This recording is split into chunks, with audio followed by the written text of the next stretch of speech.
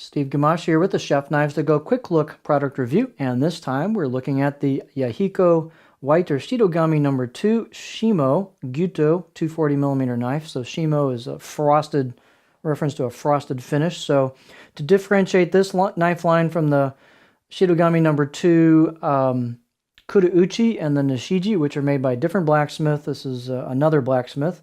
So it's a little different style of blade. It's got a different style finish, shape, geometry, and so on.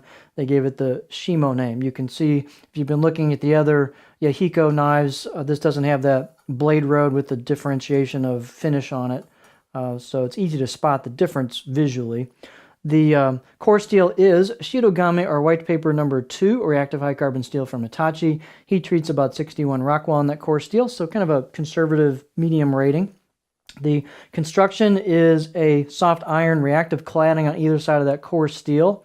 So it's an all reactive blade. There's no stainless anywhere on it. The weights and dimensions are going to vary from knife to knife, but this one's about 202 grams or 7.1 ounces. It does have some heft to it. And the edge length is about 245, so it's got some generous size to it. About 245 on the edge, or about 9.6 inches-ish. And the overall length's about almost 400 millimeters. The spine thickness, these are typically pretty thick coming out of the handle, but then they thin out over that. So this one's a good 4 millimeters. It's even thicker than that out of the handle, but above the chin or the back of the heel, it's about 4. About halfway down, it goes down to about 2.2, and then you can see it pretty much holds at 2.2 all the way, maybe even gets a little thicker here, and then thins up towards the tip. I've not used the 240, but the 210, and it's got a similar tip, really was a good performing knife. Had a nice feel to it on the board and through product. And so this grind is really thin at the tip too, so this tip should do great through stuff. The blade height is pretty generous at 50.5. Again, these can vary a little bit. Handle, nothing fancy. It's a basic octagonal hoe wood handle with a buffalo horn ferrule.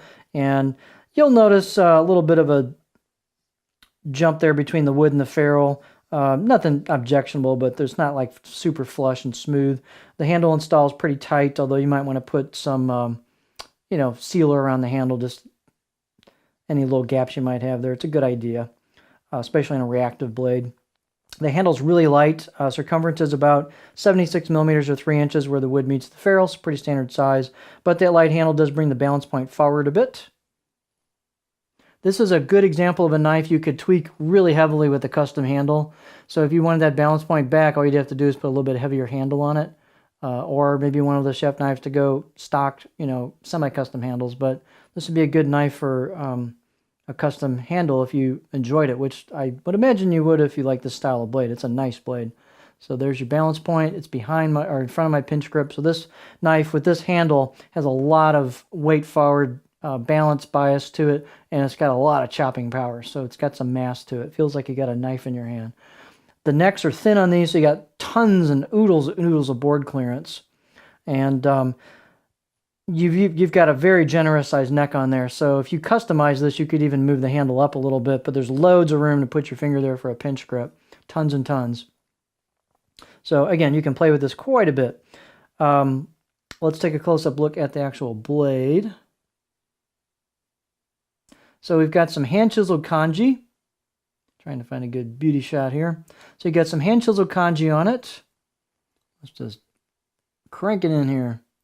And you can see the blade finish has, it's kind of, it's got a little bit of a rustic feel to it. It's not like super polished, but it's got some horizontal marks and vertical marks. It's got this kind of frosted blade finish all the way through. You can see the grind has a gentle kind of transition from the blade flats into the grind going down towards the edge. So it's not a hard shoulder.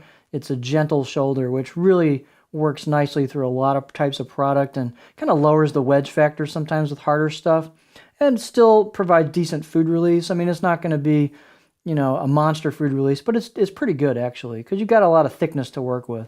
And these are thin at the edge. There are no slouches. They're good performing knives. The 210 I used was very, very nice to use.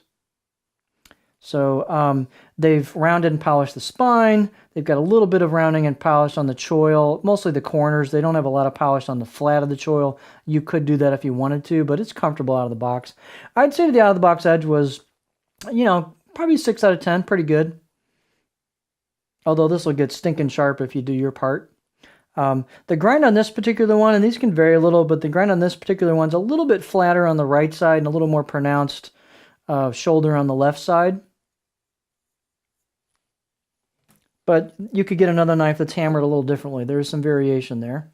And again, this is a little bit of a rustic style. Here is your blade profile. So it's not super flat. They've got a little bit of a heel towards the back, but you can see you got some back, belly to it. It does kind of come to a stop. And then I can get right in there before I start getting the tip in. So it's not going to be super high on the rocking, but it's a smooth profile. I'd say it's a pretty versatile profile, but it definitely doesn't have a long flat section. So again, based on the 210 I used, performance is really nice on these. They've got a powerful feel to them with the blade. It's sturdy, it's stiff, but yet thin at the edge with a really nice kind of smooth transition from the grind to the blade flat. So it's really neat geometry on these. So there you have the Yahiko Shitogami or white number 2 Shimo or Frosted Series Gyuto 240mm knife.